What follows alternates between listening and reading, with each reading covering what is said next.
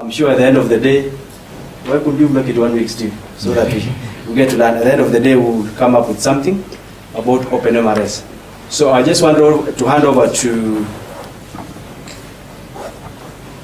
the iTech team to also introduce themselves, and then back to Steve to introduce the entire group. So welcome again to Chuck.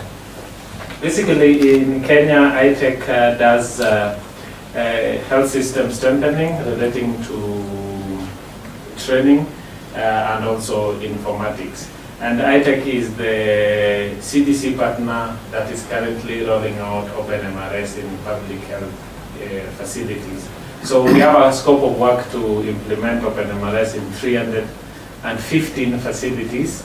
So we are excited to be here specifically because, as you are aware, Kenya does not just have one instance of OpenMRS implementation. There are several partners who existed before iTech got this particular scope of work, and definitely it is of interest to create synergy in our efforts and ensure that whatever we are coming up with benefits not just the patients and our respective scopes of work, but also benefit the country in general.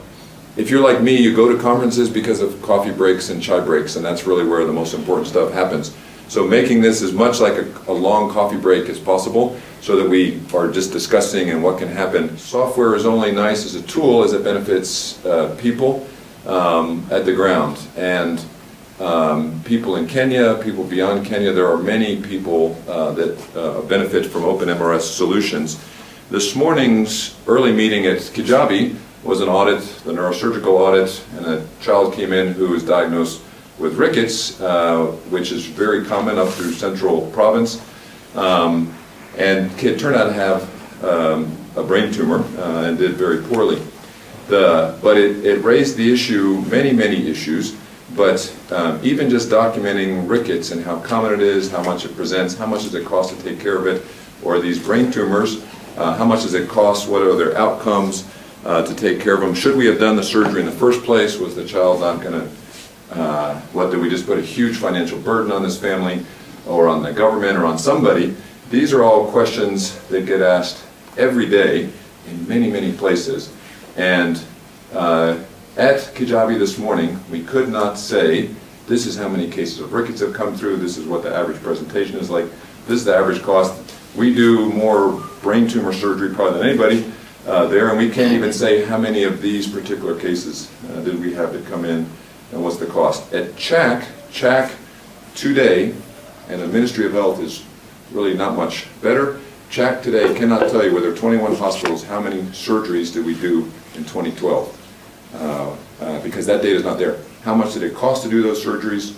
No, that data is like pulling teeth out of a chicken. Just you can't do it.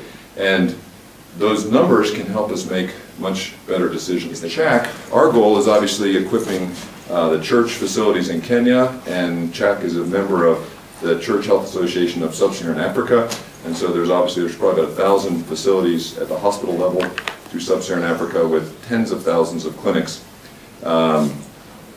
So this to us is a key thing to be involved in.